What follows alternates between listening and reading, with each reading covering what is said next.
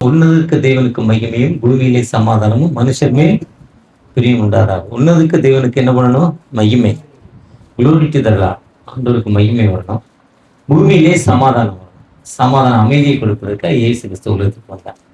33 ஆண்டுகள் இந்த உலகத்தின் பயணத்தை முடித்து தாம் சொன்னபடியே சிலுவையில் அறைவதற்கு, ஒருவேளை ஏசாயா 53ஆம் அதிகாரத்துல நம்முடைய பாடுகளை ஏற்றுக்கொண்டு, ஏசாயா 53, ஏசாயா 50 பாத்தீங்கன்னா நமக்காக ஏற்கனவே கொடுத்த தீர்க்க தரிசனத்தின்படி அவர் மதிப்பதற்கு ஆயத்தமாக வெற்றியின் பவனி. நான் அந்த வாழ்க்கையை முடிச்சிட்டேன்ப்பா, நான் போறேங்கிறப்ப அந்த வெற்றியின் பவனி என்னன்னா, அவர் பிறக்கிறப்ப தெய்வதூதர்கள் பாடினாங்க, இறக்கிறப்ப அங்க இருக்க மக்கள் பாடுறாங்க.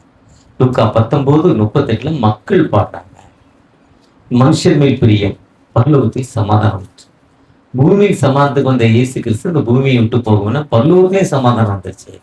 அமைதியை கொள்வோம். அந்த வெற்றியின் பவனி தான். பொதுவாக இது வெற்றியின் பவனி என்பது சாட்சியின் ஊர்வலம்.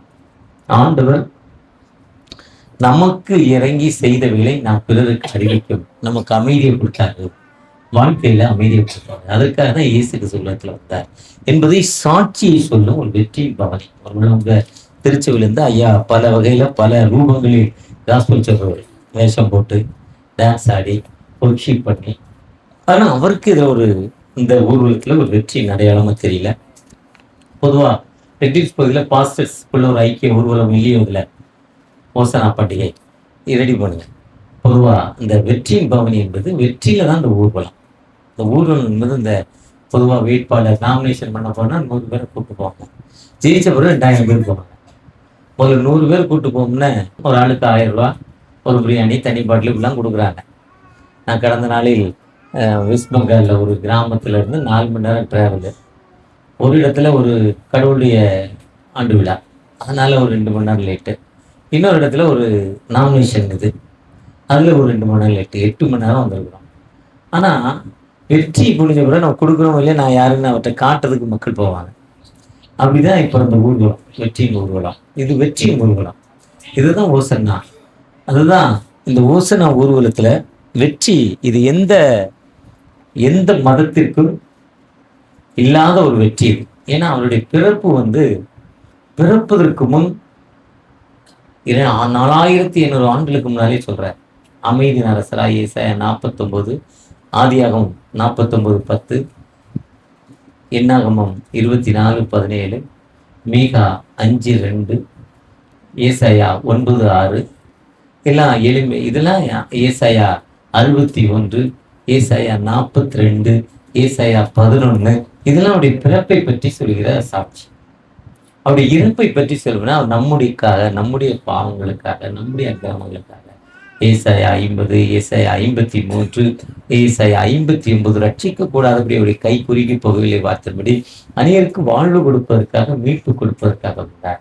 அவர் இறப்பும் பிறப்பும், அவருடைய இறப்பும், அவர் பிறப்பதற்கு இறப்பதற்கு முன்னால 2500 ஆண்டுகளுக்கு முன்னாலே சொல்லப்படுது. உலகம் தோன்றியதிலிருந்தே அந்த சரித்திரம், எனக்காக அவன் குமாரனை அனுப்புவேன், என் மக்களை மீட்டுக் கொள்வாங்க, அவன் மறிப்பான், சாதாரண ஒரு மனுஷனை மாதிரி வருவான், ஆனா உயிரோடு எழுந்திருப்பான், அப்ப தேவகுமாரனாய் மாறிடுவான். அவனுடைய பவர் பயங்கரமான பவர். அந்த பவர் அவருக்கு மட்டும் இல்ல, அவரை பிடித்து அவர் நாமத்துல யாரெல்லாம் செய்றாங்களோ அவர்களுக்கு எல்லாத்துக்கும் அந்த பவர். ஏன்னா இயேசு கிறிஸ்து மரித்து உயிர்த்திருந்த பிறகு அப்போஸ்தலர் 4ஆம் அதிகாரத்துல பேதுருடிகள் 40 வருடம் பிறவியிலிருந்தே ஒரு மனுஷன் நடக்க வைக்கிறார்.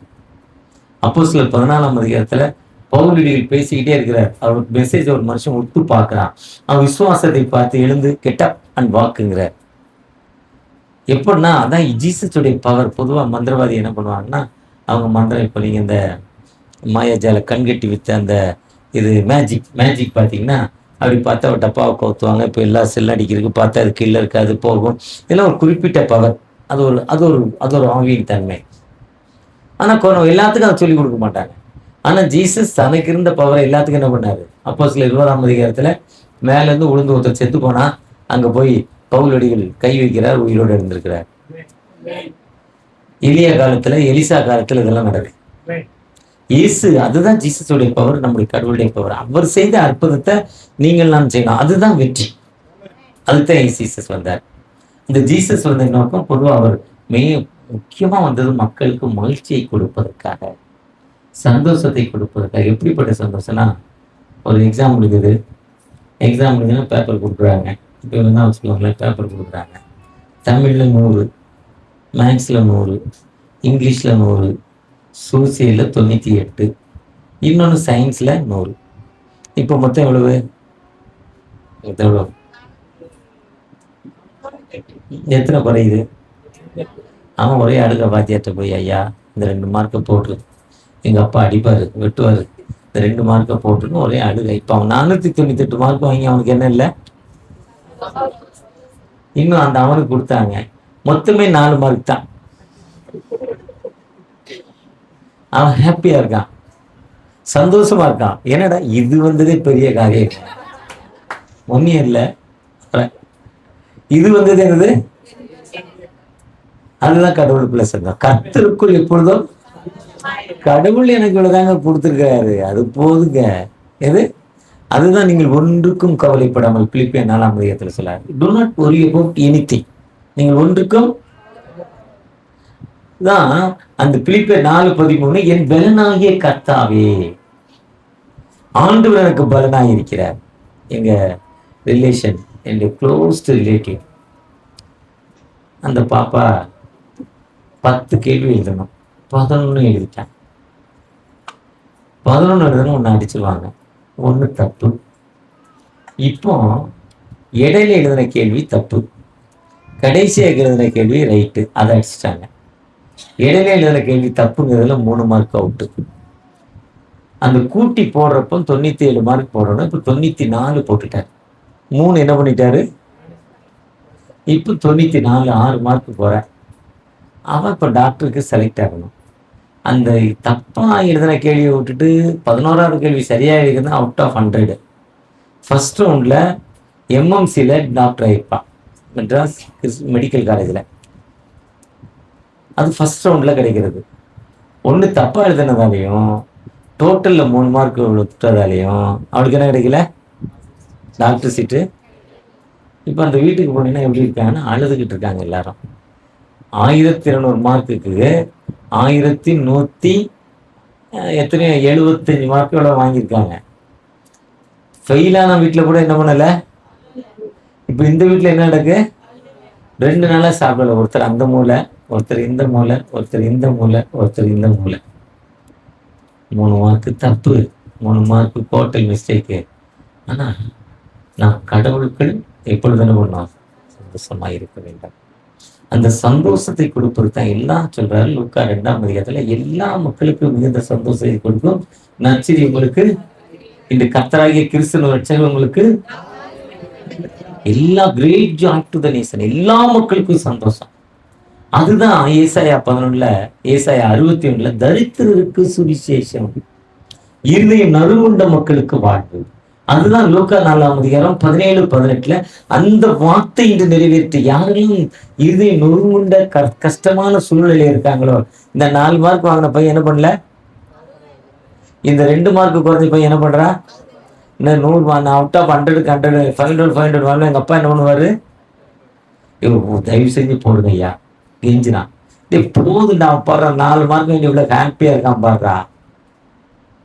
நாம எப்படி இருக்கிறோம்? கடவுளுக்குள்ள சந்தோஷமா இருக்கணும்.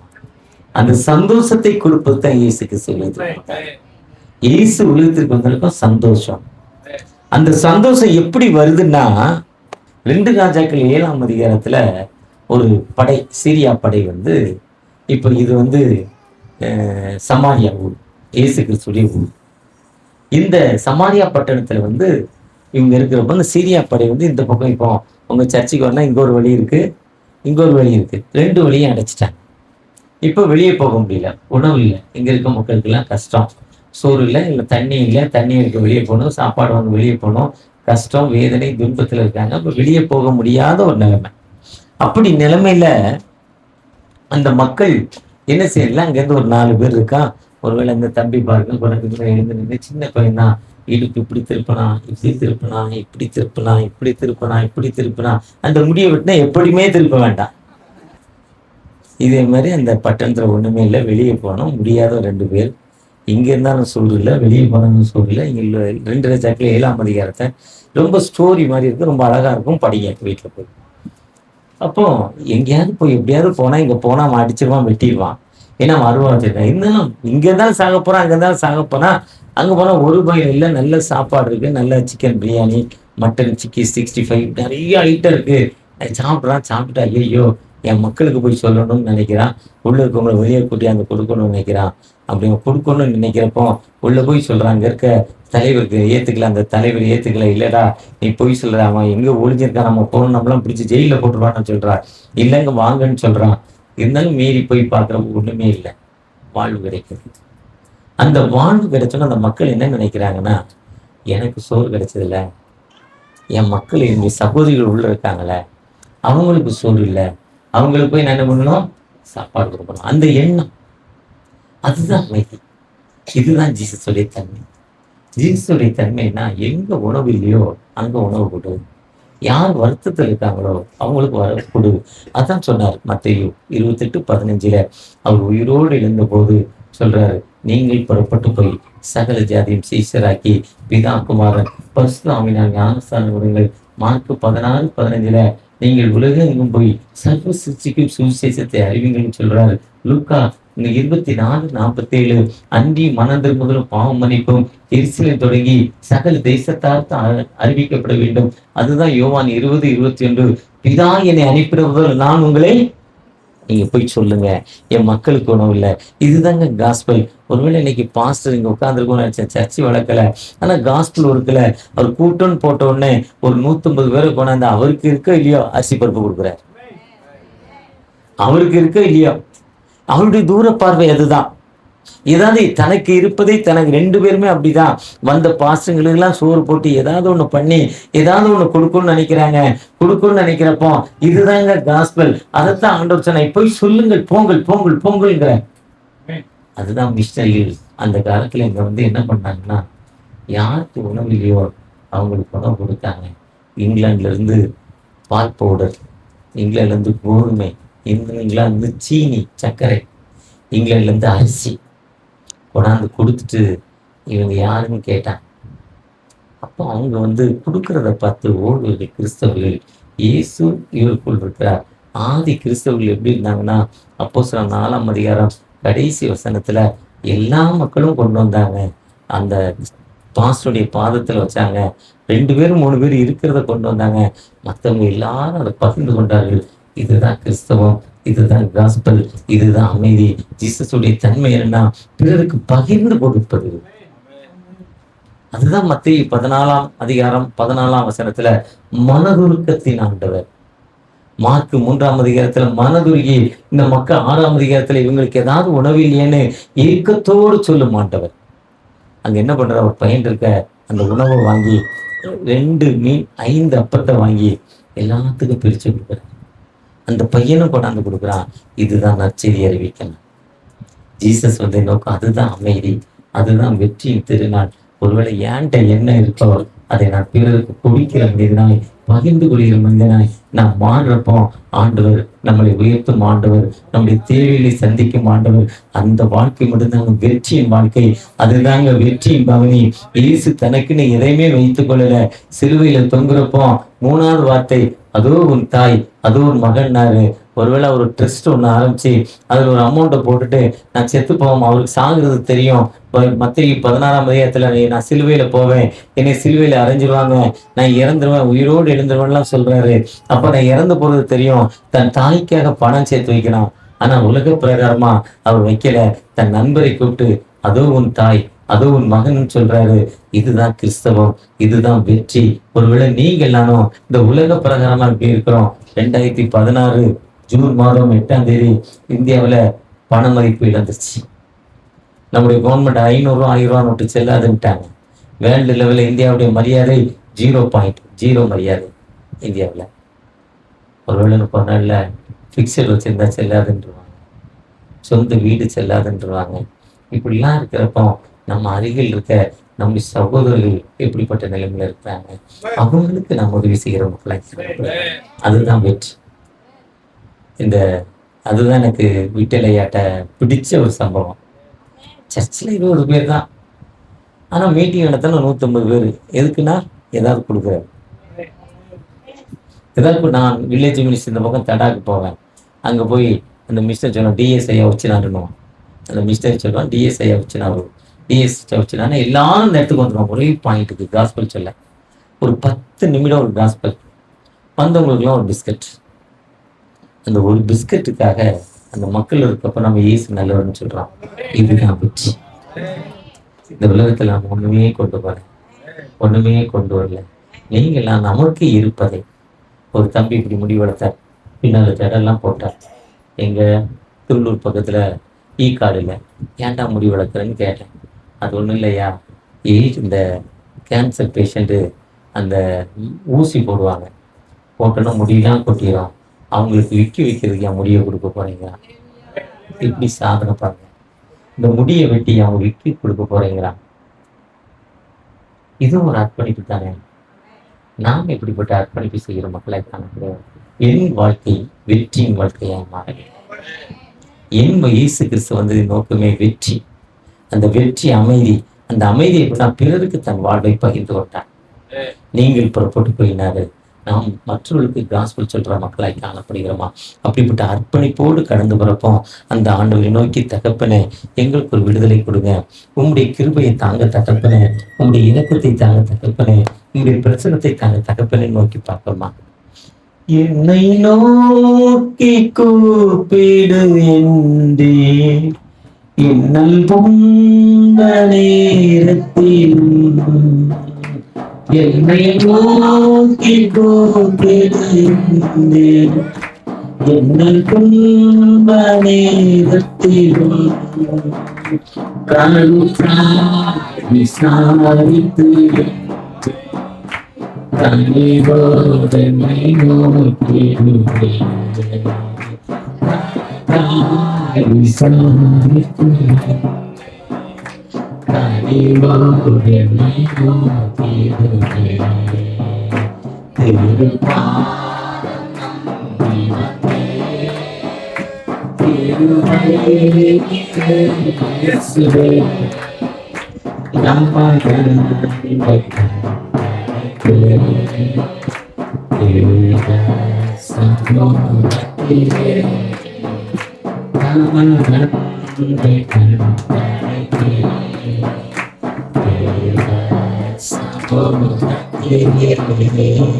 பிறருக்கு கொடுப்பது என்பது ஒரு வெற்றி. எதுக்கும் இந்த உலக பிரகாரமா கவலைப்படாம நமக்கு இருப்பதை பிறருக்கு நம்ம செய்யறப்ப அதுல ஒரு வெற்றி.